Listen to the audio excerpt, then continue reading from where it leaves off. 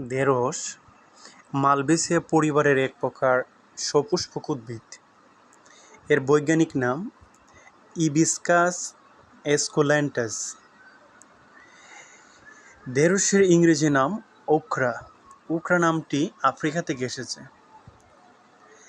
আমেরিকার বাহিরের অনেক ইংরেজভাষী ঢেঁড়সকে লেডিস ফিঙ্গার বলে ডাকে। দক্ষিণ এশিয়ার বেশিরভাগ দেশেই ঢেঁড়সকে ভেন্ডি বলে ডাকে।